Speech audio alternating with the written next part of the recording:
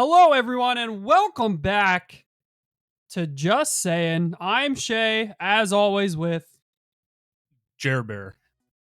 all right, and we're sorry we had a impromptu bye week last week. Roads, in case you didn't know, tires have air in them, and sometimes they lose air because they get punctured or there's a tear in like the sidewall or something due to a nail in the road or some really big pothole that you can't see. Wow, no way. Yeah, so that happened to me last week. $700 later and 2 new tires plus an alignment. We're back in action, baby. $700 in debt, but we're back Woo! recording the podcast. Let's go, Just Saying Nation. It's going to be a wild episode today. Yeah, we have a lot to talk about. Quick disclaimer. We know, okay? We know the Fantastic Four trailer dropped, and we have a lot to say about it, but we will talk about it next week because we, missed the episode last week. So we have way too much to talk about, but we're excited.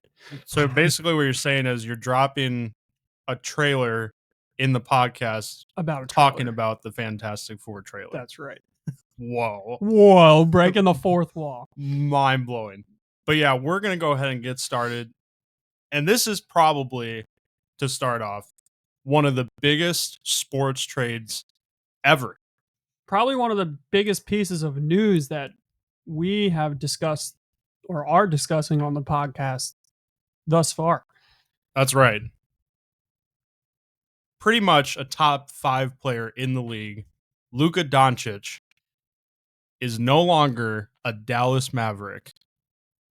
Only 7 months removed from their NBA Finals run. That he was the main part of. Exactly. This is crazy. So the full trade is Luka Doncic, Maxi Kleber, and Markieff Morris to the Los Angeles Lakers in exchange for Anthony Davis, Max Christie, and a 2029 first. The Utah Jazz were also involved in this trade. They receive Jalen Hood Schifino, sorry if I butchered that, from the Lakers, and 2025 seconds from the Lakers to make the money work. And what the fuck?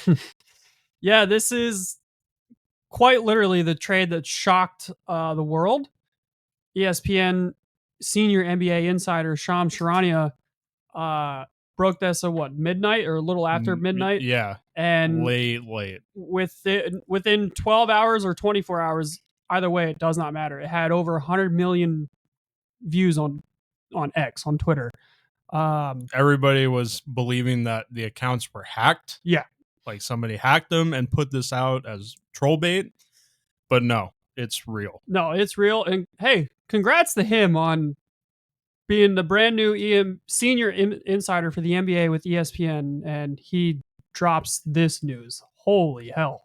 Congrats to him. But to dig a little deeper into it, he did explain on the Pat McAfee show a little bit that the Mavericks essentially were betting against Luka and his physical stature and his overall health. And I don't think that was the right move. No, they weren't. Apparently, they weren't happy with his conditioning. They weren't happy with his work ethic.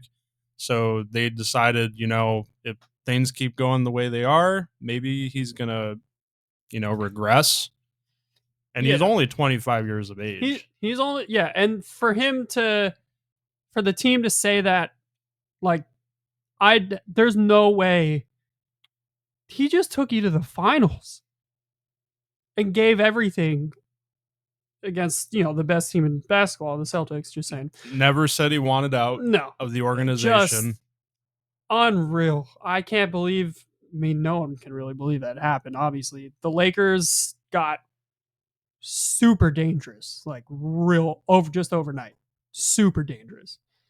Yeah, this trade in itself, if you look at just the trade and the players, is wild. Mm-hmm. But the circumstances surrounding this trade, them going to the finals 7 months ago, with him being the main part, him not wanting out of the organization at all, never saying anything. Minority owner Mark Cuban saying he'd rather get a divorce than trade Luka Doncic away. That's right. And the coaches apparently did not know that this trade was happening. Yep. A lot of the teammates, or pretty much all the teammates, didn't know that this trade was happening. On any team, LeBron James of all people. LeBron didn't know that Davis was being traded. Unreal. This was completely done in the shadows, under the table, and GM Nico Harrison has just became public enemy number one. Yeah, I feel really bad for Mavericks fans. This this is something we haven't really seen before. A player in the middle of their prime or towards the beginning of their prime just went to an NBA Finals, top 5 player in the entire league, and you're betting against him? Oof, I don't know, man.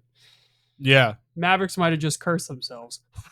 Yeah, just this season, Doncic has scored 28.1 points per game, has 8.3 rebounds per game, and 7.8 assists per game. So he's still one of the best players in the league. Anthony Davis, though, no slouch. He's top still 15. He's still a great player. He is 31 years of age, and he's injury prone. Yes. But in 42 games played this season, he has 25.7 points per game, 11.9 rebounds, and 3.4 assists. And he's also known for his defense, so he has 2.1 blocks per game and 1.3 steals per game. So still a great player. No doubt. I mean, it's not like he's going to be a slouch and suck for the Mavs. No, absolutely not. But it's Luka Doncic.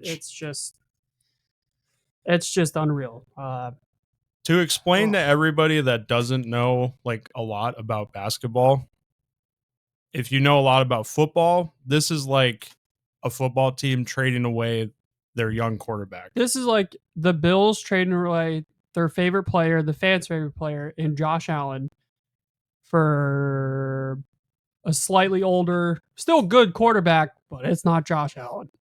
Yeah. Face of the franchise. For our teams, like the Tampa Bay Lightning, it'd be like if we traded away Nikita Kucherov. Yeah, like, this is huge in its magnitude. And if I'm being honest, even if the Mavs go out and win a championship, I do not see any scenario where they win this trade. If I'm just being honest. If they won like 2 or 3, became like a dynasty, then okay. But still. The only way they win this trade is if Luka sucks for the Lakers, which would mean they were right. The Mavs ownership and GM were correct. But I do not see that happening at all. It's fucking Luka Doncic. I did have the opinion a few days ago, if they won the championship this year, then they won the trade because they won the championship without Luka. And I still like kind of believe it, but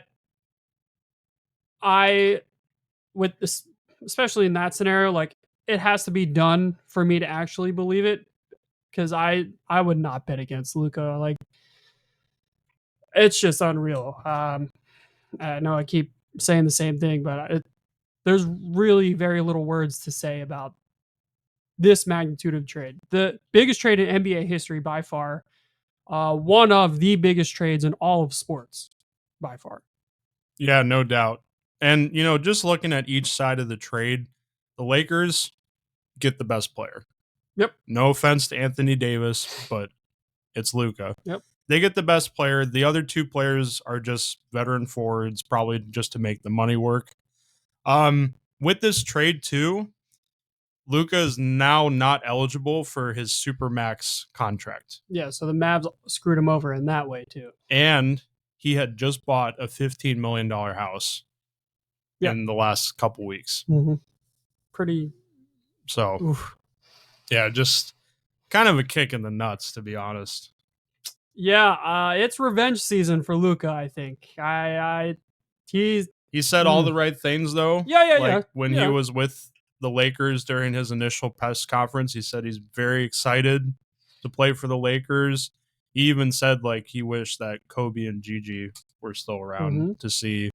to see this moment. So Yep. I think he's very excited to be in Los Angeles, but he's going to be playing with a chip on his shoulder. Yeah. And right after the trade, the Mavs have lost a few games. Yeah. So the initial, like, very small sample size, but the initial return is not looking great. And also, side note, Anthony Davis has yet to make his debut for the team. Correct. Yeah. But yeah, for the Lakers, they get the best player. I just wonder with the Lakers, like, who's going to be the primary defender, because Anthony Davis was that. Like, he was the defense for the Lakers. Yeah. I don't know enough about the Lakers to say, but at the end of the day, having LeBron, arguably the greatest of all time, uh, and Luca, it's going to be hard to win against that. Just period. So, like I said, they became very dangerous just overnight, and Luca gets to learn from LeBron James. I mean, Yeah. come on.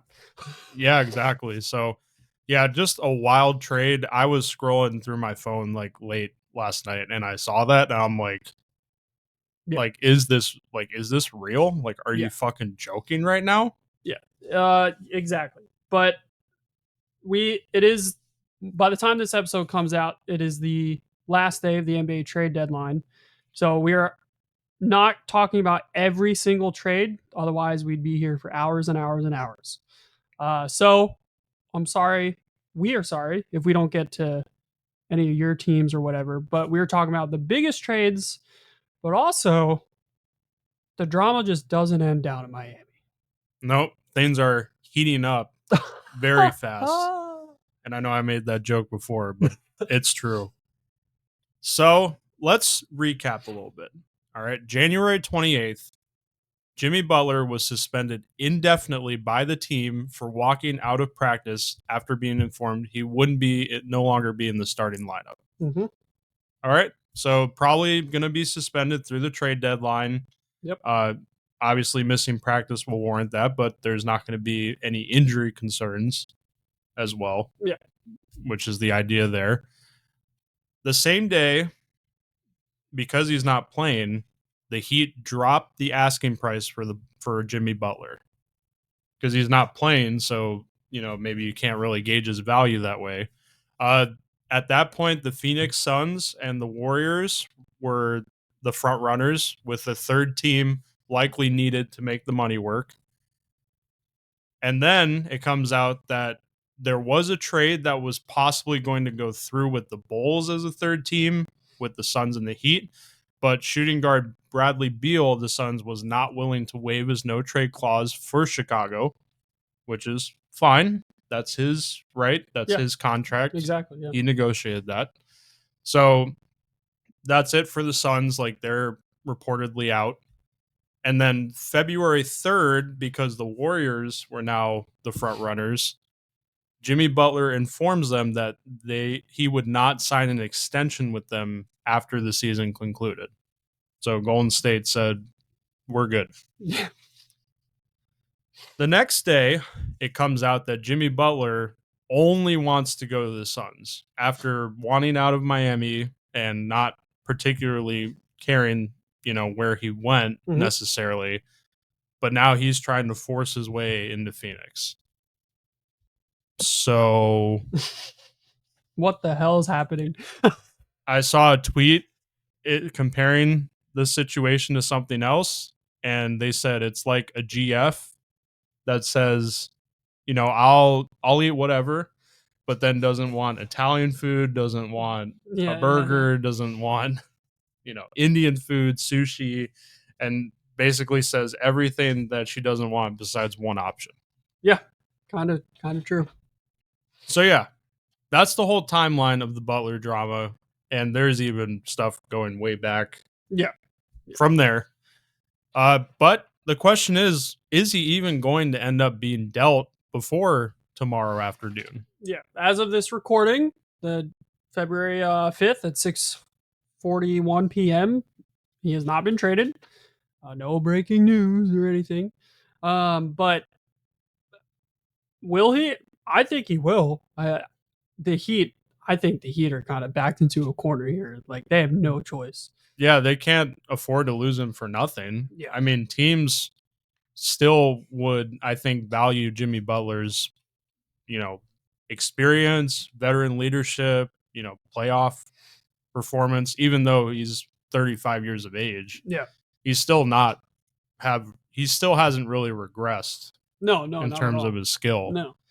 Uh so yeah, if there's only like one team that he's on, like do the Phoenix Suns after hearing all this like even want him? Because now it's gotten to the point where you could label him as like a locker room cancer. Mm-hmm. Yeah, it's at the end of the day, championships are all that matters. And if they think he would be a good piece to help them win a championship alongside Devin Booker and maybe Kevin Durant, unless Kevin Durant gets traded, which is going around too. Um, yeah, they absolutely would.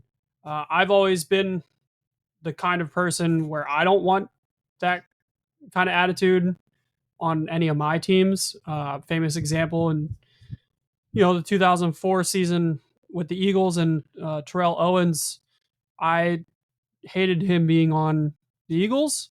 He was a cancer back then and nothing but drama. So I even though obviously he's a Hall of Famer, one of the greatest wide receivers of all time, I just that's not for me. But I'm not an owner. I'm not a general manager. I don't have my own team, so I could never do that job. I'd be no. like building a franchise in a video game, just making trades like Yeah. left and right. Probably, make the franchise go under. Yeah. But that's the Butler drama. If any of you guys are a Heat fan, let us know what you think in the comments. And even if you're not a Heat fan, if you just know basketball, let us know your thoughts, on anything, any of these trades, including the next one that we are going to talk about. Shay, take it away. Well, the next what before the Luka trade was going to be the biggest trade next to Jimmy Butler, and then the Luka trade, came out of nowhere. Darren Fox, the Sacramento Kings, got their superstar player by far. And Jordan McLaughlin go to the San Antonio Spurs with Sacramento receiving Sydney Sissoko. Sure, I didn't why look not? up how to pronounce these. I'm names. sorry, but sure.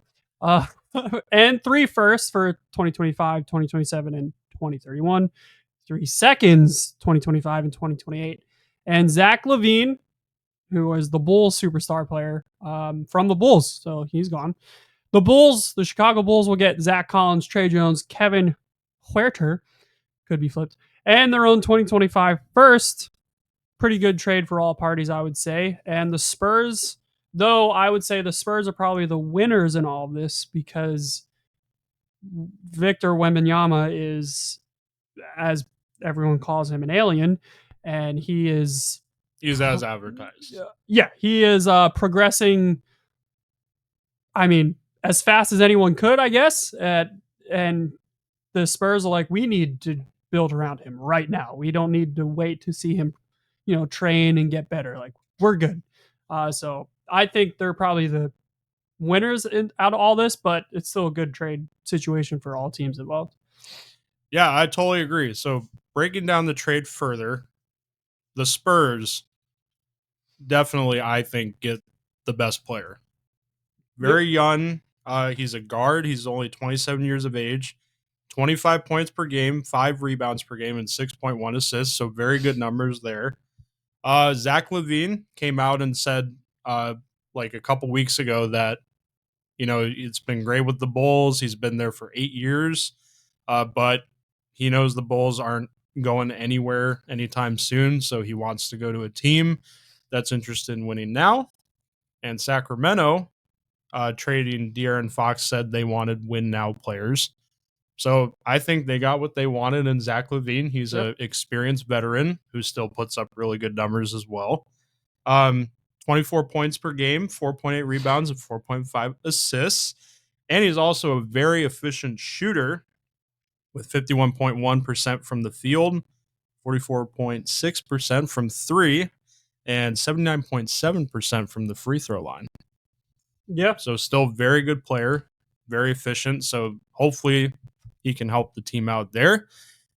And with the Bulls, they, did something, which was always a storyline for years. Yeah.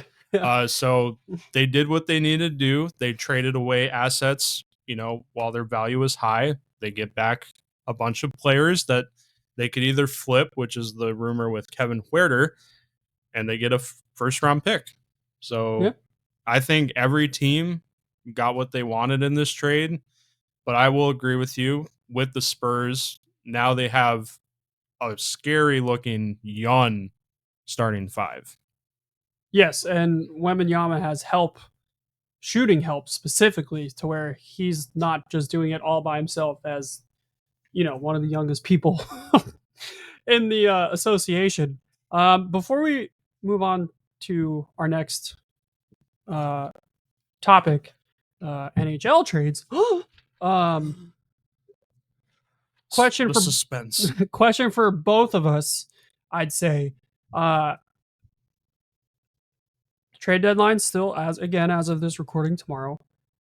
The Heat obviously got to get rid of Jimmy Butler, right? You don't want to. Yeah. You wouldn't want to keep. Don't him want to anymore. lose him for nothing. Don't want to keep him. At this He point, doesn't want to be there. yeah. At this point, is your season like a wash? Just focus on next year. Oh or- yeah. Once we trade Butler, the Heat still have their young pieces. Yeah. They still have Bam. They still have Tyler Harrow. They don't need like a full on rebuild, but they cannot afford to lose Jimmy Butler for nothing. Exactly. Like they have to make something work. It would be kind of a disaster if Jimmy Butler walks and they get nothing back. Yeah, agreed. As for the Celtics, again today, February 5th, they did make a trade for. They got rid of one of their bench players for a draft pick, so nothing like crazy, which I'm fine with. I'm perfectly fine with, as I've said before, with our roster. We are locked up for a long time with our starting five, and it is still full steam ahead, going back to back. So Yeah, Celtics are one of those few teams that they don't really need to do anything. Yeah. And for good reason. Exactly. For the Heat, like I said, they should soft sell, obviously Jimmy Butler, maybe, try to recuperate some younger players, maybe a couple draft picks in this year's draft to get some more help. But at this point, with just the locker room issues and all that, I definitely don't think we're making the playoffs. Yeah. So basically, the season's done. Just let it play out and reevaluate where we're at. Pat Riley and the management group, and see what happens next year. Yeah. With that, we are moving on to the NHL. Because it's also trade season in the NHL. That's right. But we'll have more time to talk about the NHL, barring any automotive issues. But the trade deadline's on March 7th. So we're still a month out. Yep. But there's already been some. But there's been some big trades. Like with the NBA trading Luka Doncic, it's not like on that level, I would say. No. But this is probably one of the biggest hockey trades we have seen in the last, I'd say, 5 to 10 years. Yeah, a long time. So the full trade, the Carolina Hurricanes acquire forward Mikko Rantanen from Colorado and forward Taylor Hall from Chicago. This was a 3-team deal. Chicago is the broker in this deal because of cap space. The Hurricanes also acquired the signing rights to prospect Niels Juntorp from Chicago, so just a young player. Chicago gets their own 2025 third round pick and retains 50% on Miko's salary, which is like $4.82 million. Colorado gets forwards Marty Necas and Jack Drury, a 2025 second round pick, and a 2026 fourth round pick. The Hurricanes are going all in right now. That's right. Let's go. And I mean, I think this was a great move. The Hurricanes are a team, they have a lot of great players, but they don't have like that superstar. Yeah. That superstar. Mikko Rantanen is a top 10, 15 player in the league. So in 50 games played, he's had 25 goals, 39 assists for 64 points. So well above a point per game. He is dynamic. He can pass the puck. He can score goals. He can do it all on his own. He can drive his own line. For Hall, the other player they acquired, he's still a good player. He's a veteran. He was on the Boston Bruins. That's right. And the Buffalo Sabres, Jake. Right. He's a depth winner. He can play the middle six on the second or third line. In 47 games played, he has only 9 goals, 15 assists for 24 points. But maybe a change of scenery will get him going. He's a good playmaker. Good like role player. Can't drive his own line per se, but he can get you some points. He's just a good veteran presence. That's what it's going to be. Exactly. Like he was good for Bedard. Yeah, that's why the Chicago brought him in initially. Yeah. For Colorado, though, they get a pretty good player in Marty Necas. He got off to a very hot start. Was one of the top scorers in the league for the first 30, 40 games. He's cooled off since then, but he can play on the first line. He's been playing on the first line with Nathan MacKinnon. In 51 games played, he's had 16 goals, 41 assists for 57 points, so above a point per game. Yeah. Jack Drury, the other player for Colorado, he's a depth center. He's best suited for a third line role, forechecking, defensive minded. In 41 games played, he only has 10 points, but again, more the defensive side of the game. And yeah, that's the full trade. The Hurricanes for sure get the best player. And Rantanen still has another year on his contract after the season too, right? So Rantanen, the reason they traded him is because he is a UFA at the end of this year. Oh, okay. And the word was for his camp that he wanted a 13 and a half, $14 million extension because that's what Leon Draisaitl got. Now, yes. Rantanen, as much as he is a good player, he is not as good as Leon Draisaitl. He's like a top 5 player, and Brandon's a top 15 player. Yeah. Still a great player, but Colorado with MacKinnon already making $12.6 million, and Makar, one of the best defensemen in the league, up next season for a big raise. They just decided we can't tie up this much money into all our superstars. But Rantanen came out and said what? Rantanen came out and said that he thought Colorado acted way too hastily and that he was willing to take a discount. A little bit of drama. That's right. Now, I understand what Colorado was doing because you don't want to lose this type of player for nothing. Yep. Same with the Heat and Jimmy Butler. Yeah. You want to try to recuperate assets instead of losing the player and letting him walk, not getting anything back. For the Hurricanes, though, they're all in. They were all in last season when they traded for Jake Gensel, and I think this is a fantastic trade for them, and they get Taylor Hall. For Colorado, though, like I said, no slouch either. They get good depth to play alongside Nathan MacKinnon and in the bottom 6. Yeah. And they get some picks. The thing I'm really confused with is Chicago. They get rid of Taylor Hall, which he did have, I think, a $6 million cap hit. So they got rid of the entire cap hit, but they retained the 50% on Miko, which was almost $5 million, but they only got a third round pick back. I think for them, I think they could have gotten maybe a second, maybe not a first round pick. But it's also their own third round pick, so it's basically going to be a high second round pick, like a late second, Yeah. because it's like right at the beginning of the third round, Right. where they're at. So I mean, I think they could have gotten more, but I think they did okay with what they got. Yeah, it's not like the Luca trade where the Mavs kind of, again, no offense to Anthony Davis, um, probably got the short end of the stick betting against Luca. And in this situation, like Chicago probably still could have done better, yeah, but it's still not as bad, I don't think.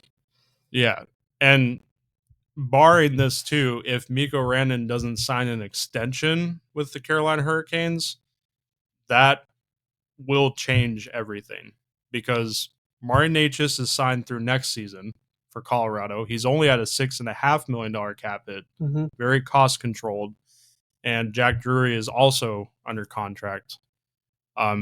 So if Miko Rannon ends up walking in free agency and signs with another team, then you traded like one of your best top line forwards and depth pieces and picks for a rental.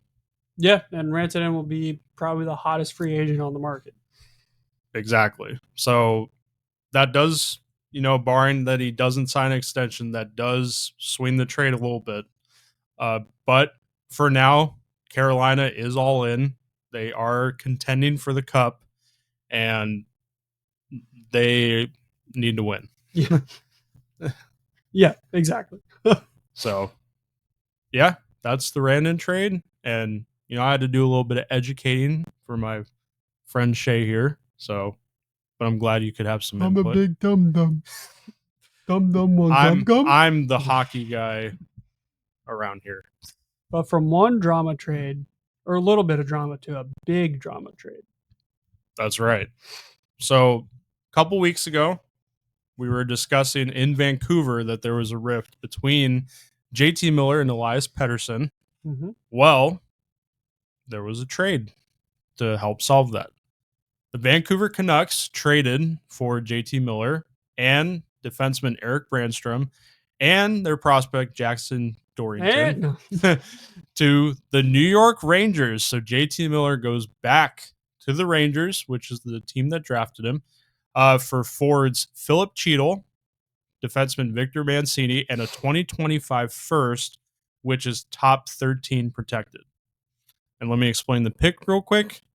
If the 2025 first, which is this year's draft, ends up being in the top 13, then the protection moves it to next year. So it becomes a 2026 first round pick, but it's not protected. So in 2026, if the Rangers finished last in the standings and held a lottery pick like top 3, it wouldn't be theirs, it would be Vancouver's. Yes. So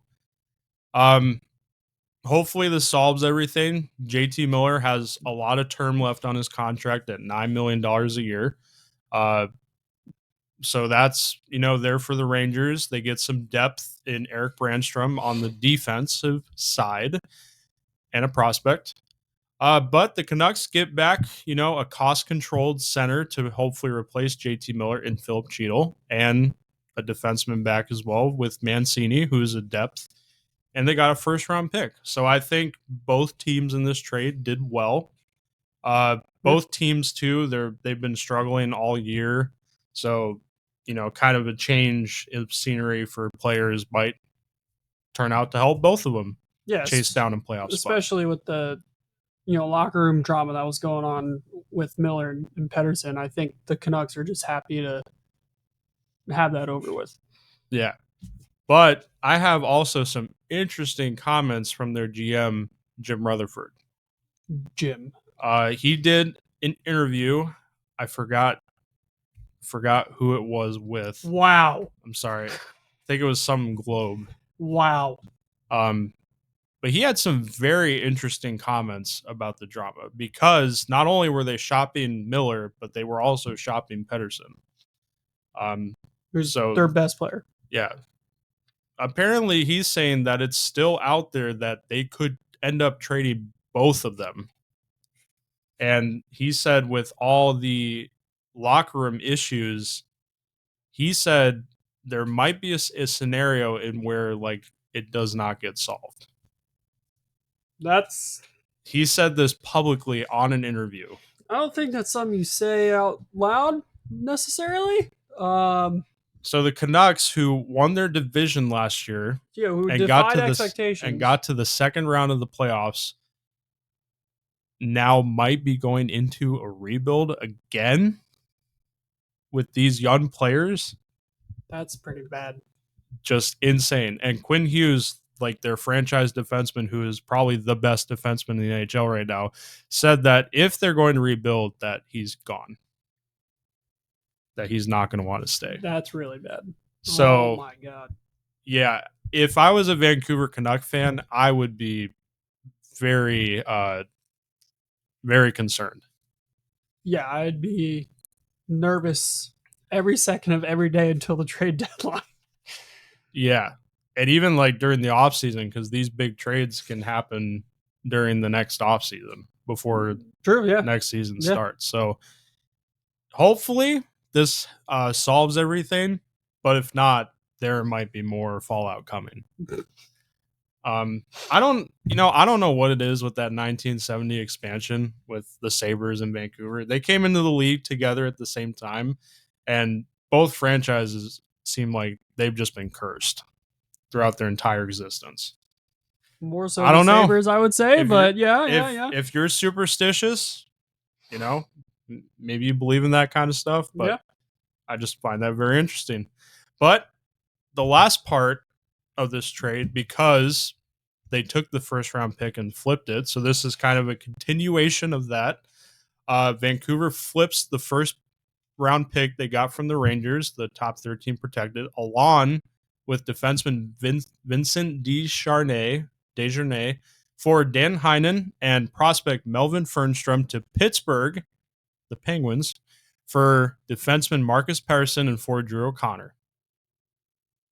So the reason this is notable is because Pittsburgh for the last couple years has been wanting to get back into the playoffs. They still have Sidney Crosby. They still have Malkin. They still have Letang. They're so old. They're old. They're all locked up. So they want to give that one last run at a Stanley Cup. This trade, trading away their best young defenseman and young forward, basically signals that Kyle Dubas is admitting, like, we're done. Yeah, exactly. The sail's on. We'll see what happens next season for Pittsburgh, but they are not anywhere near a playoff spot right now. No. And hashtag save Sid. That Colorado should go trade for him. Could you imagine a line with Sidney Crosby and Nathan McKinnon? No, we're gonna see a little bit of that in the Four Nations tournament.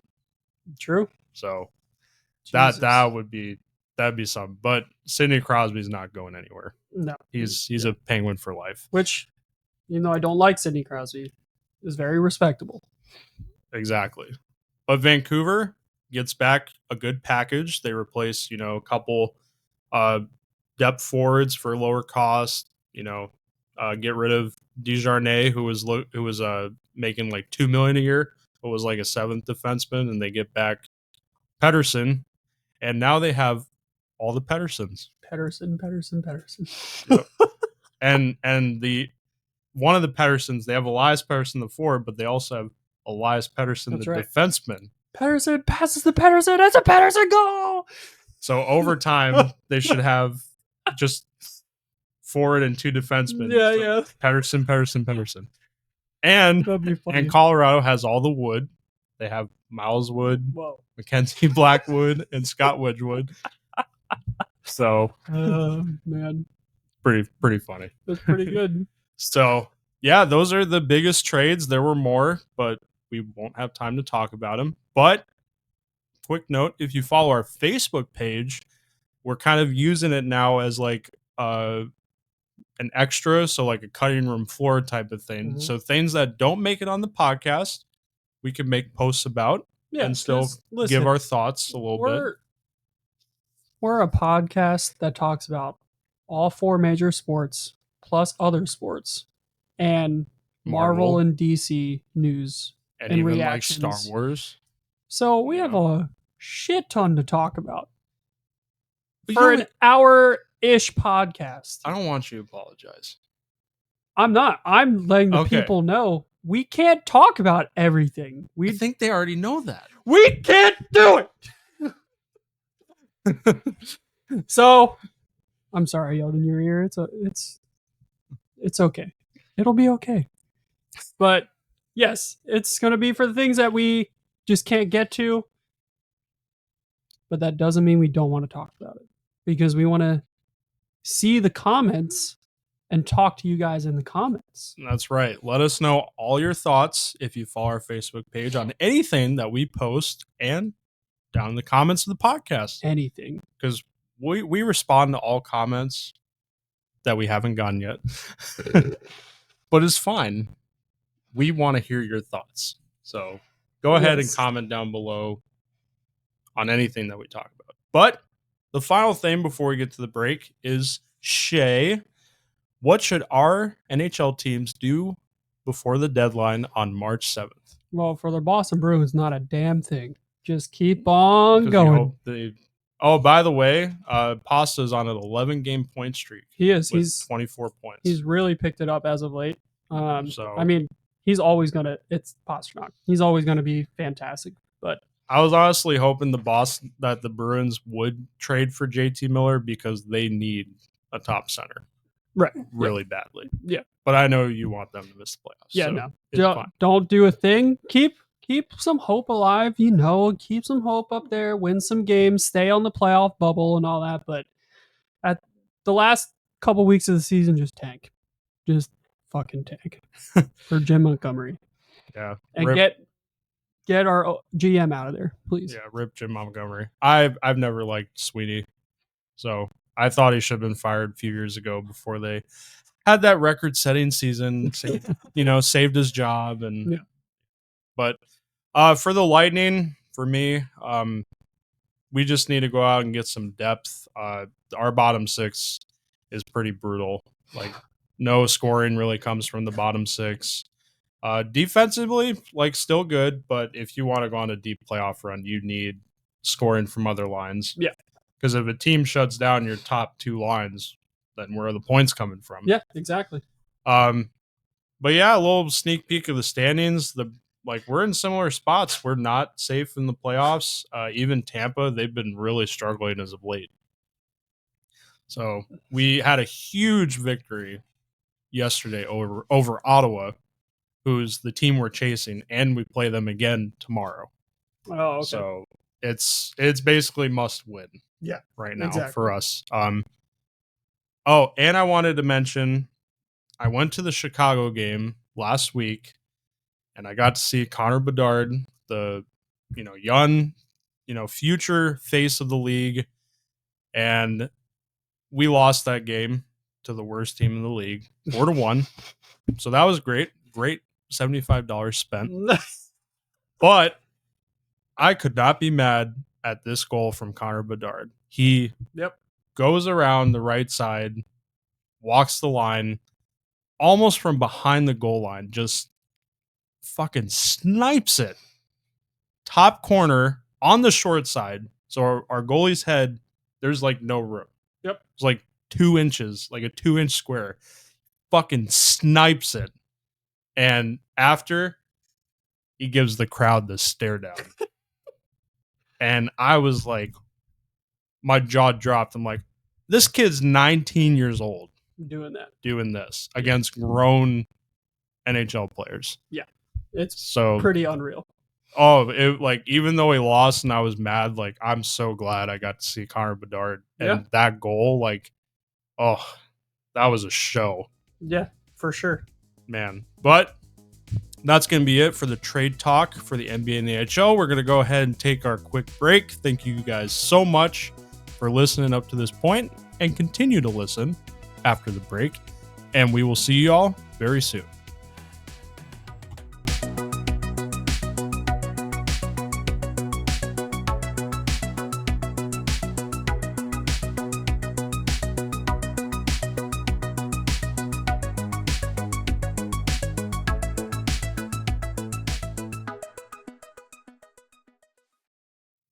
And welcome back, Just Saying Nation, to the continuation of this podcast. Moving on, we have sports news to talk about, and we have quite a bit. And as you all know, sports news, we don't have too much of a discussion, but we're going to go ahead and get started on listing everything off. First off, just announced today, the NFL is going to the land down under. Wow. Kangaroo Jack, baby. In 2026, the NFL will have one or two games? One One game.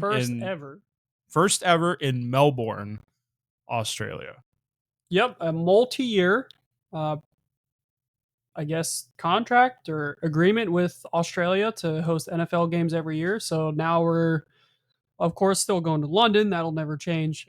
Brazil, Germany, and Australia. So the NFL is really picking up these international games here, and I'm all for it. Yeah, which is fantastic. But can we please put better teams in these international It came out games? The LA Rams are one of the teams to go to Australia in 2026. So will Stafford be retired by then? Who knows? But it's not. At least it's not the Jaguars and Patriots in London. Yeah. Okay. Or the Giants and Panthers. Yeah. Yeah. So let's. If we're gonna go international, at least put a good product out there. Yeah. Exactly. So moving on, the Cleveland Browns just keeps getting worse. Longtime defensive end, one of the best edge rushers in the league, Myles Garrett, formally requests a trade from the Cleveland Browns.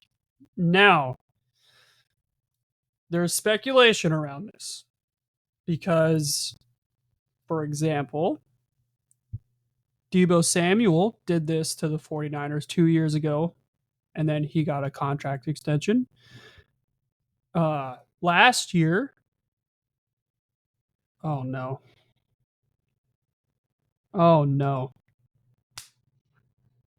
Why? It was such a big story in the offseason. Why? Oh no. It's because he got hurt and he was never talked about the rest of the year. The other Niners receiver. Oh, Brandon Ayuk. Oh my God, thank you. Oh, okay. Jesus, I was having a brain fart. Sorry. We're both tired now. Brandon Ayuk. I'm running off a pre-workout right now. So. Brandon Ayuk did the same thing last year and had a lot of drama, and he got an extension with the 49ers. So is Myles Garrett using this to be like, hey, I want more money? It's possible. Absolutely possible. There were a ton of holdouts this past offseason, and he does love Cleveland and playing for the Browns. But at the same time, it is Cleveland and the Browns. So there is no future there right now because they're just stuck with Deshaun Watson. Yeah, it's fitting that they're called the Browns right now because they're shit. Yeah. Just like Brown. Brown shit. It is a big deal though. He is top 2 edge rusher in the league, up there with TJ Watt. He was defensive player of the year 2 years ago. He's an all-pro every year he's been in the league basically. So it is a huge deal. And oh my God, wherever he goes, or if he stays in Cleveland and signs an extension, he will be the highest paid defensive player in NFL history. Now, don't count out Trey Hendrickson, though, if we even pay him. Yeah. But with that being said, yeah, Myles Garrett, longtime Cleveland Browns, been there for 8 seasons. Not only what he does for the team, but off of the field. Mm-hmm. Is involved, very extensively in the Cleveland community. So if this does happen, it will be very sad for fans to see him go. Yeah. But the Browns are probably the farthest team away from a Super Bowl. Yeah. Good right job. now. So I was just that organization's a mess. Yeah. Like, ugh. But moving on, um, another like big news because the Rams have a lot of upcoming UFAs and they aren't getting any younger. They have a lot of older veterans on the team. With the youth coming up, obviously with like Puka Nakua. But the Rams informed wide receiver Cooper Cup that they intend to trade him in the offseason. Yeah, this is big This news. was surprising to me. Yeah. And even now, like with Matthew Stafford, like it's not guaranteed that he's going to re-sign with the Rams. Like he might even Yeah. just retire. Yeah, exactly. He's getting up there in age too. Cooper Cup injury riddled ever since his historic year a few years ago when he won the Triple Crown. But it kind of makes sense for the Rams. Getting older, injury riddled. You already have Puka Nakua to kind of take his place. Um, so why not trade him out while he's still top 5, top 10 receiver in the league, and get something in return for him, which the Rams haven't. They finally just had like a first round pick this past draft year. So it sucks to see a staple of your team and franchise get told, yeah, we're going to trade you, but it's a business at the end of the day. Yeah. So we'll see what teams could trade for Cooper Cup, see what the demand is for the wide receiver market. Um, but moving on for hockey now, New Jersey Devils goaltender Jacob Markstrom is out 4 to 6 weeks with an ACL sprain, and he's their starter. So this is definitely a big blow to the team. This was a couple weeks ago, so he's hopefully coming back in a few weeks. Stupid pothole. Yeah, he got injured because he ran over like a pothole, pothole. on the ice. Yeah. Yeah, but ever since then, New Jersey's been struggling as of late. They're still third place in their division, but it's kind of starting to get a little tenuous with them as well. So we'll see if they can hold on without him. In other news, Ryan Hartman. This was a game between the Minnesota Wild and the Ottawa Senators, which Ottawa dominated, won 6-0. Just embarrassing game for the Wild. Ryan Hartman, probably one of the most reckless plays that I've seen in my time watching hockey, takes Ottawa's young star Tim Stützle's head and just slams in the ice. There's just no other way to describe what he did. Just a boneheaded play. Yeah, it was very, very dirty. Something you would probably see like way back in the day from the 60s, 70s, or 80s kind of hockey. Just stupid, stupid, stupid. Thank God Stutzel got right back up. He was cut open, he was bleeding, but he seemed okay. Like he wasn't laying on the ice for a long time or anything. So Yeah, at least he got right back up. But I haven't heard any reports either that like he had a concussion after, Yeah. so I think he's fine. just stupid, scary play. I mean, that's how you can end someone's career. Yeah, Like 100%. really, if they fall the wrong way, if they hit their head on the ice the wrong way, you could have a broken neck, you could have a broken, orbital bone. Yeah. Yeah, just not good. He was suspended 10 games for the incident, which I think is fair. Yeah. Obviously, there's a lot of Senators fans that are like, you should be out for the rest of the season. Yeah. But, that's fair. It's their young star, so they were angry. But I think a 10-game suspension is pretty sizable. If it was worse, oh yeah, see rest of the season. Yeah, and he got match penalties, so he was thrown out of the game, and the Senators had a 5-minute power play after that. Yeah. Moving on, the NHL has announced their quarter century teams, and before I announce RSA, they did a quarter century team for the Utah Hockey Club, which is literally just their team that they have this year. Makes sense to me. Because for Arizona, it's considered a deactivated franchise, so they do not keep any of the history, which wow. pretty. It's so weird. Yeah, that's okay. Sure, yeah. makes sense.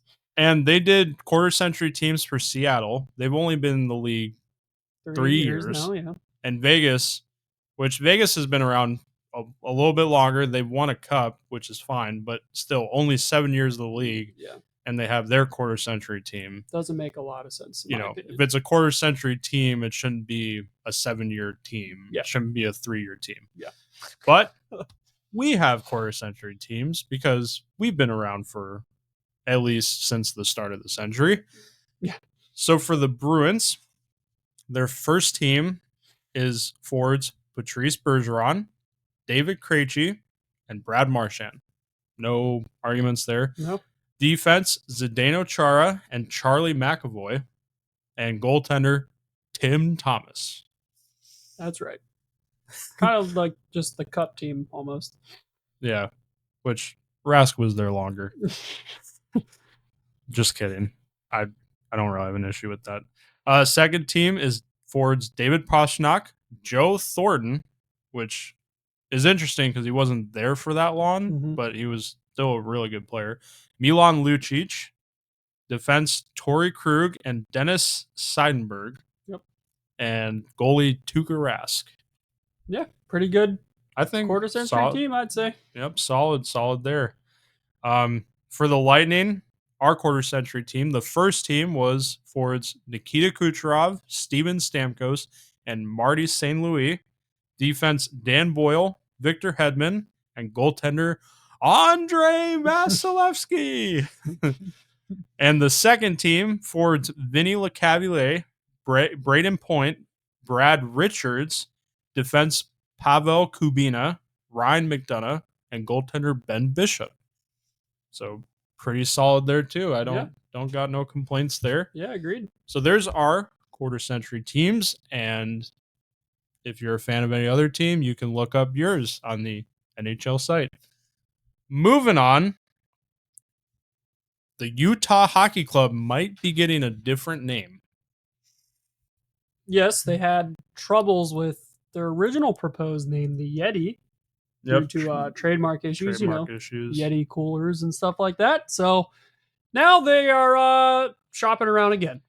That's right. So the plan was, I don't think it's finished yet. I haven't seen anything, but there was going to be 3 home games, and they were going to have a naming contest in the arena with the fans to decide the name. So the 3 finalists are the Utah Hockey Club, which I honestly don't mind. I don't mind if they keep that name. The Utah Outlaws, which I hope they don't use that name. Very generic. And the Utah Mammoth, which looks good too. The logos for the Outlaws, it's just very generic. Cowboy with a hat and bandana over his mouth. Yeah. The Hockey Club logo I actually really like. It's like a Sasquatch or a Yeti, but like the hair kind of turns into mountains on the top of his head. So I actually really like that logo. And then the third one for Mammoth is just a mammoth, but I think looks cool as well. Yeah, I mean, Mammoth is very different too, compared to the rest of the league and the rest of the professional sports leagues. But I would like it to say Hockey Club. That's the most different. Has just a certain ring to it. It's definitely a better ring than the Washington football team. That's for sure. So I would prefer that and have their mascot be the Yeti or something, Yeah. And the Utah Outlaws replaced another proposed name. The Utah Wasatch. Sure. Which is apparently the name of the mountain range that's there. No. Just no. Okay. Moving on, the International Ice Hockey Federation, which does all the international competitions for hockey, extends their bans to Russia and Belarus for next season for obvious reasons. Yep. Pretty obvious. So moving on. For baseball, we got a couple signings that we're going to briefly go over. Pitcher Max Scherzer signs a 1-year, $15.5 million contract with the Blue Jays. You said future Hall of Famer. Future Hall of Famer. Also, he's still getting paid by the Mets and the Rangers. Really? Yeah. Wow. Like a max contract from the Mets, too. Wow, that's crazy. So he's just making so much money right now. It's not even funny. Yeah, that's wild. Also, pitcher Jack Flattery. Yep. Sure. Yeah. Flaherty. Yeah. Flaherty. Something. Flaherty signs a 2-year, $35 million contract with the Detroit Tigers. Great, veteran presence for them. Yep. And gets the best offer probably was given. And then the Rays. And then we get to the Rays. So more bad news. Tropicana Field, it's a dump. We all know that. During the hurricane that came through, Hurricane Milton, the roof flew off while there were first responders in the stadium tending to the people that were injured. Tropicana Field falls apart. Yeah. And now, so there was a stadium deal in place, $1.6 or $1.3 billion to build in a new entertainment district in St. Petersburg, which would have been more accessible to Tampa. Probably would have given them, hopefully more fans, and they wouldn't be bottom in attendance for the first time in existence. Yeah. Then they said they were going to repair Tropicana Field for $55 million after proposing a new stadium. They didn't have anywhere to play, so now they're playing this season at the Yankees spring training facility. And now they're not even sure if they want to go forward with the new stadium proposal. Apparently, they've run into a lot of issues with zoning and fees and all of that. Just fucking move the team at this point. Like, you don't even know where you're gonna play. You don't have a home. Yeah. Just move the team. Give Montreal back their team. It's really sounding like that's where this is going. This honestly. is just insane. It's a sick joke. What are we doing? It is a sick joke. It really is. Just find somewhere to play. Like, at this point, if it's not in Tampa, if it's not in Florida, just find somewhere, because this is honestly getting ridiculous. Yeah, go somewhere where the fans want to go see the team. Yeah, just insane. I couldn't believe it. I saw that, and that was like just this week. Yeah, like what, months after they've already had. Oh, just I don't know. Moving on to the NBA news. Pelicans star DeJounte Murray tore his Achilles in a game against the Celtics, so unfortunately he is out for the rest of the season. Pelicans have had a miserable year, and this just does not help. No. So next, Golden State Warriors are to retire Andre Iguodala's number 9 on February 23rd. A huge part to a lot of their championship runs, especially 2016. No, I mean, yeah, but they lost to the Cavs, and then, or no, it's 2017. Yeah. I think he won MVP that Finals year. MVP. Yeah. So, yeah, great player, great for the organization. So, congrats to him on getting his number retired. And now we get to the NBA All-Star lineup. Real quick, the lineups got announced for the All-Star game. We just had the Pro Bowl for the NFL this past weekend. At this point, it's all just a big fucking joke. Every All-Star game and Pro Bowl just sucks. Honestly, I was gonna say for hockey and basketball, like the NFL too. The Pro Bowl it's become like a glorified like scrimmage match, it's like just a preseason. It's just a gimmick. I understand players don't want to get hurt right in the middle of the season. Totally understand that. But at this point, just give the whole league a week off and then come back. Like, the only All-Star game that matters now is baseball. That's it. Yeah. Real quick, for the Pro Bowl, the NFC did win 76-63 against the AFC. And I shared a post with you, Shay. It was basically like a Bengals game. Yeah. And the AFC did lose. So. Yeah.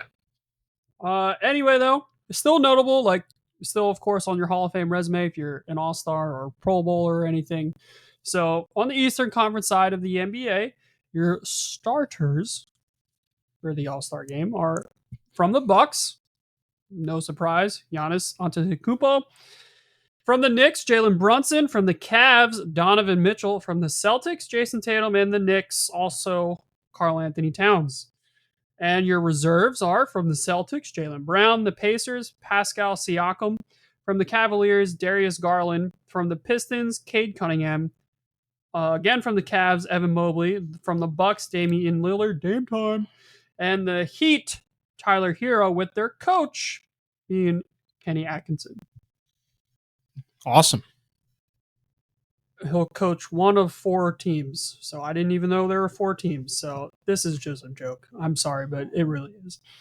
From the Western Conference, no surprise, Steph Curry from the Warriors, Kevin Durant from the Suns, Shai Gilgeous-Alexander from the Thunder, LeBron James from the Lakers, duh.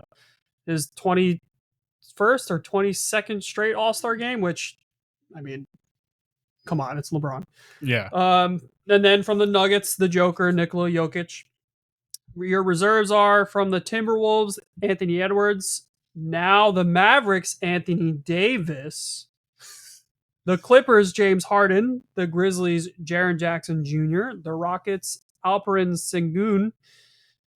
The Thunder, Jalen Williams. And the Spurs, Victor Wembanyama, with head coach Mark Daigneault. Sure. So, Hey, yeah. hey, round of applause. Congrats for making an All-Star game. That's No, also round of applause for pronouncing all those names. I think you did great. okay. Anyway, we're moving on to the NFL because it is time For Heartbreak. for Super Bowl week. Well, heartbreak for one fan base, but for me, I am ecstatic. We're gonna start. We're gonna actually end this with our Super Bowl picks, and then we'll pick off next week to see who was right, who was wrong. Maybe we're both right or both wrong. We're starting off with the conference championship games first. The Commanders suck. Let's just say it right there. The Eagles smacked that ass 55-23 in Philadelphia. I think that was also the widest margin of victory in a NFC title game. Yep. Huge win. And well, yes, this is old news now, but so we're not going to go super into detail about it. But huge win. For me, the Eagles showed up on all phases of the game. They did. Passing game Passing game really was emerged. really great. Saquon is him. Like, first play of the else can be game. said? First play of the game on offense, 60-yard touchdown run. Like, come on. If he has another performance like that in the Super Bowl, he's probably the MVP. Special teams showed up big again, and our defense showed out and stopped Jaden Daniels, a really fantastic rookie quarterback.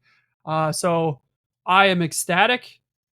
Commanders, great season, well above expectations by far. And hey, I personally believe the Commanders are maybe a year or two out from competing for a Super Bowl. Yeah, they are right might there. have accelerated the rebuild. Exactly. And that was their first title game since 1991. Exactly. So you know what that means. Every team in the NFC East has been to a conference championship game since 1995, except for the Dallas Cowboys, because they now hold the longest streak. Here we go. We're them boys. Now to the heartbreak. I'm so sorry, Jake. And I honestly almost cried.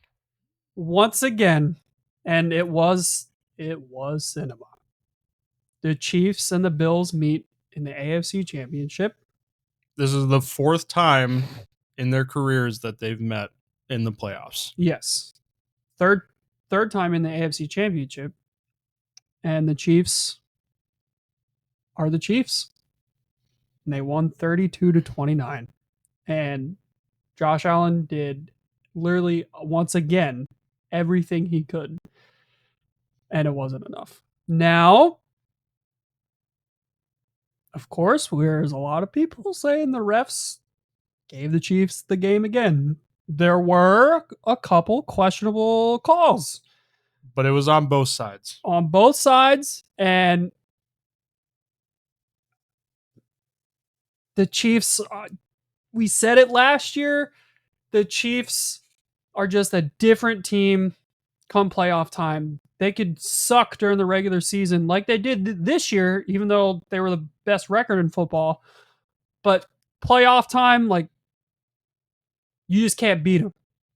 I gotta say, during that game too, Andy Reid, some of his play designs were just like, wow, Yes. like completely fooled the Bills defense.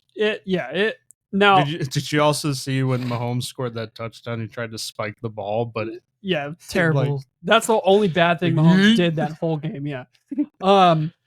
Terrible, terrible loss for the Bills. Bills fans are rightfully or wrongfully so. I think wrongfully so, are calling for their coach's head. Nah, I don't think so. No, McDermott is I think way too McDermott good is of the a guy. coach. But it's just the Chiefs. They can't beat the Chiefs. That's it. At this point, it's literally a reflection of Manning and Brady. Yeah, Right? exactly. The question now, heading into the offseason, is not how do we win in the playoffs for the Bills? It's how do we beat the Chiefs? Yeah, that's it. Like, That's it. how do we get past Mahomes? And I just want to say, Bills, please stop trading with the Chiefs. Yeah. Because Xavier Worthy had a great game. Yep. Scored a touchdown. And that was the pick you guys gave up to trade down in the first round. Yeah. The fastest player in the draft. And he was the main reason that you guys lost. So just stop trading with the Chiefs. Please. Yeah. I beg you. Again, Josh Allen played his heart out. Somehow, some way on the last play, even though he was getting sacked and He had two guys 50 rushing him, people Chris rushing him. Jones. Threw a ball up that at first you're like, oh, he's just throwing it away. No, he somehow got it to Kincaid. Like right there. But And he dropped it. now it was a hard ball to catch, but it was there and catchable. So, just more Bills heartbreak. More Bills heartbreak. Yeah. You can blame the refs all you want, right? We can sit here and pick apart every call and say, like, oh, the Chiefs are always favored. Yeah. The reality is, as good as Allen was, the Bills made mistakes. Yep. They had chances to win the game. They missed two 2-point conversions. Yep. Left points on the board. And yeah, the Chiefs just did what they had to do. I agree with you. The question isn't how do we make it to the playoffs or how do we win in the playoffs. It's how do we beat the Chiefs.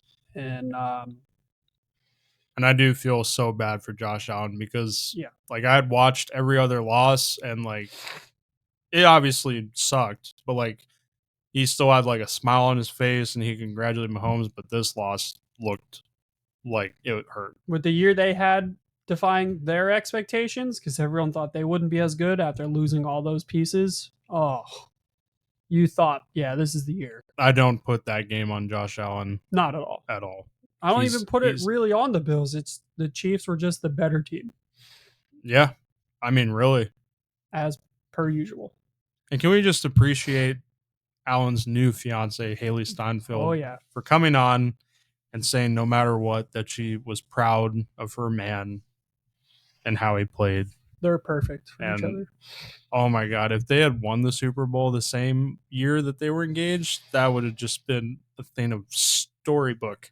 Yeah, agreed. But unfortunately, this is not fantasy. Maybe next year when they get married. The Chiefs said, fuck you. We're going for the three-peat. Bills. Yeah. Before we get to the Super Bowl, though, Super Bowl 59 and our picks and everything, there's just some news and things to go over first. That's right. Real quick, because we are going long on time right now. The AP Award finalists came out, so I'm going to read them and kind of speed run here. So the most valuable player, the 5 players up: quarterback Josh Allen, the Buffalo Bills; running back Saquon Barkley for the Philadelphia Eagles; quarterback Joe Burrow for the Cincinnati Bengals; quarterback Jared Goff from the Detroit Lions; and quarterback Lamar Jackson from the Baltimore Ravens. The coach of the year: Dan Campbell, the Detroit Lions; Kevin O'Connell for the Vikings; Sean Payton of the Broncos; Dan Quinn for the Commanders; and Andy Reid for the Chiefs. Assistant coach of the year: Joe Brady for the Bills; Vic Fangio of the Eagles; Brian Flores of the Vikings; Aaron Glenn of the Lions; and Ben Johnson of the Lions. Comeback player of the year: quarterback Joe Burrow; quarterback Sam Darnold from the Vikings; running back J.K. Dobbins from the Chargers; cornerback Christian Gonzalez for the Patriots; and safety DeMar Hamlin for the Bills. Defensive player of the year: Zach Bond, linebacker for the Eagles; defensive end Myles Garrett for the Browns; Trey Hendrickson, defensive end for the Bengals; cornerback Pat Surtain II from the Broncos; and linebacker TJ Watt for the Steelers. Offensive player of the year: running back Saquon Barkley of the Eagles; quarterback Joe Burrow from the Bengals; wide receiver Jamar Chase from the Bengals; running back Derrick Henry of the Ravens; and quarterback Lamar Jackson from the Ravens. Defensive rookie of the year for the Eagles: defensive back Cooper DeJean; defensive end Braden Fiske from the Rams; Quinyon Mitchell, cornerback for the Eagles; Chop Robinson, linebacker for the Dolphins; and linebacker Jared Verse from the Rams. And finally, the offensive rookie of the year: tight end Brock Bowers from the Raiders; quarterback Jaden Daniels from the Commanders; wide receiver Malik Neighbors from the Giants; quarterback Bo Nix from the Broncos; and wide receiver Brian Thomas Jr. for the Jacksonville Jaguars. Thank you. Now, I'll say if Saquon doesn't win MVP or Offensive Player of the Year, I will be really pissed. I don't. Yeah. I don't think Burrow's gonna win MVP. I'm sorry. I'm glad he But got the mention. I don't think I'm glad he he's should win. at least in the conversation. Yeah, I don't think he should win Offensive Player of the Year though over Saquon. I would have to agree. I really do, because I'm gonna be really mad if he doesn't win one of them. now Burrow might very well win comeback player of the year. Yeah. But I'm really hoping that's the last comeback player of the year award he wins for obvious reasons. Yeah. So yeah, those are your AP award finalists. Let us know your thoughts. NFL Honors is February 6th. Just so you know, the day this episode comes out. That's right, at 9 p.m. So, a little bit of news here. We got a few more head coach hirings. The Dallas Cowboys hire Brian Schottenheimer as their new head coach. The Raiders hire Pete Carroll as their new head coach, formerly for the Seahawks and a proven winner. And the Jets hire former Detroit Lions defensive coordinator Aaron Glenn as their new head coach.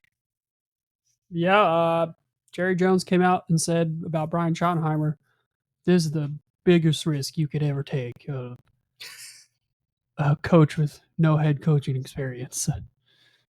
This is the biggest risk I've ever taken in my life. Now, obviously, son of legendary coach Marty Schottenheimer. Correct. So maybe he's got those genes. He very well could. Nothing against him, but Jerry's just, he's literally in his own world. Yeah, he just seems like he's so like disassociated from everything. But moving on, my Bengals hired their defensive coordinator Al Golden, who was the defensive coordinator for the Notre Dame Fighting Irish. That's fair. Who went to the national championship. Also, I want to do a little side note. Chip Kelly is back in the NFL as the offensive coordinator for the Raiders. He is. That's right. From the Buckeyes. So good hiring there for them. The Jacksonville Jaguars hired their head coach, Liam Cohen, formerly of the Tampa Bay Buccaneers. Yeah. There's a little weirdness with that. Wait, Jairus, what yeah, I Duval. was gonna ask, what county is Jacksonville? It's I'll show you how to do it right now, Liam Cohen. Duval. Oh well, Not Duval. they did give him a second chance. He's like, yeah, it's better this time. It was a little bit Duval. better. And it was like, It was a little bit better, but marginal. So real quick, this is a post on Facebook from Football Forever. The saga of hiring Liam Cohen is just a roller coaster. It's like a soap opera. yeah, So real quick, it is. I'm going to go into a little soap opera voice. So first, Doug Peterson is fired. GM Trent Bullock is retained. Jags express initial interest in Ben Johnson and Cohen, but neither are interested because of their GM, who is shit. The Buccaneers offer to make Cohen one of the highest paid OCs, but prohibit him from taking another interview with the Jaguars. Cohen agrees to a deal to remain in Tampa Bay, and Robert Saleh becomes the favorite for the Jags head coaching job. Then Shad Khan, our owner, decides to fire the GM and offers Cohen a lucrative deal. Cohen then ghosts Todd Bowles and gets on a plane to Jacksonville for a second interview, violating the Buccaneers' condition. Bowles finally gets in contact with Cohen at 5 p.m. that same day, who says he's at the doctor's office with his sick child, but briefly mentions wanting to circle back with Jacksonville. And finally, after all of that, Cohen is now at the Jaguars facility working to finalize an agreement to become the new head coach. So the Jags are doomed, is what you're telling me. 0-17, baby. Duval. I'll never get over that. Cohen also wanted to interview, of course, because he's from the Buccaneers, like linebacking coaches, and the Bucs denied interviews yeah, for obvious reasons. 100%. But they did hire a new defensive coordinator, Anthony Campanile, and I'm sorry, but I don't have a note like where he's from, but that's our new DC. But finally, 0-17. yeah. But finally, we arrive at our final topic, the Super Bowl preview. It is time, the final football game of the year, Super Bowl 59, down in New Orleans, February 9th, 6:30 p.m. Kendrick Lamar, the halftime show. After winning like every award at the Grammys, yeah. Drake is crying. Kansas City Chiefs against the Philadelphia Eagles, a rematch from 2 years ago at Super Bowl 57. Just updated today, the Chiefs are now 1 point favorites. They were 1.5 point favorites. And they are now just 1 point favorites. So the betting market is expecting a close game.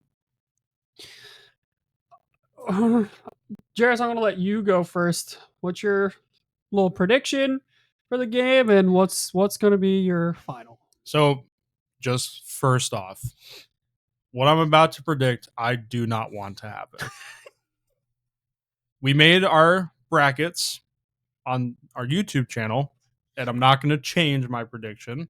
And obviously, you're not going to change your prediction either.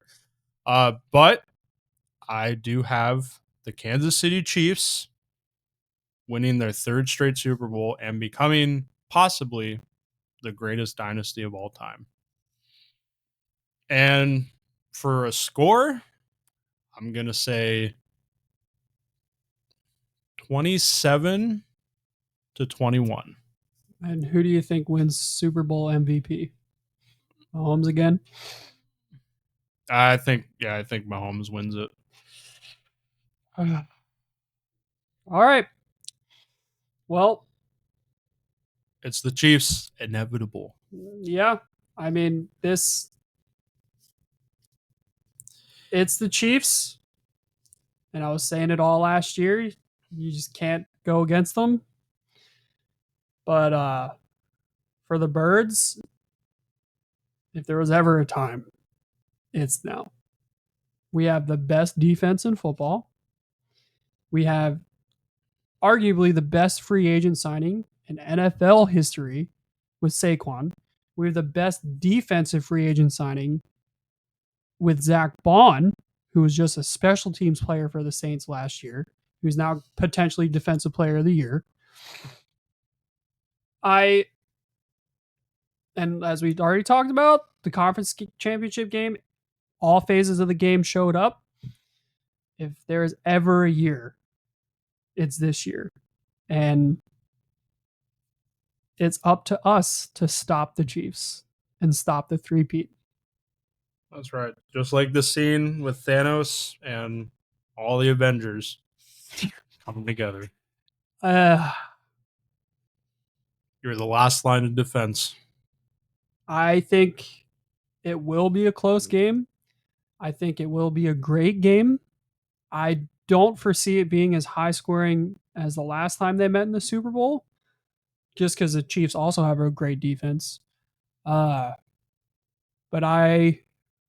especially now, I will not go against my birds. Which is obviously you can't bet against your own team. I can't do it.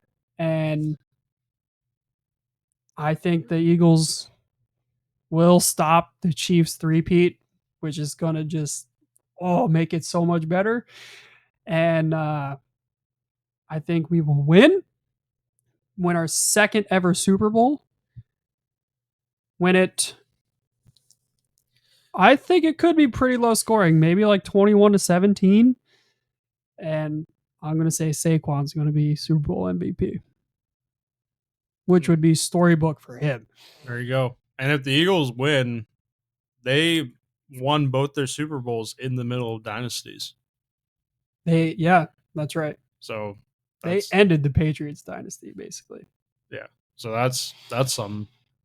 Leave it up to us. But I'm not going to say that now. As we said, we'll lead off next week with the breakdown and reactions because there's going to be a lot to talk about. Now, real quick question. I know this has been a long episode, so if you guys have listened up to this point, thank you so much.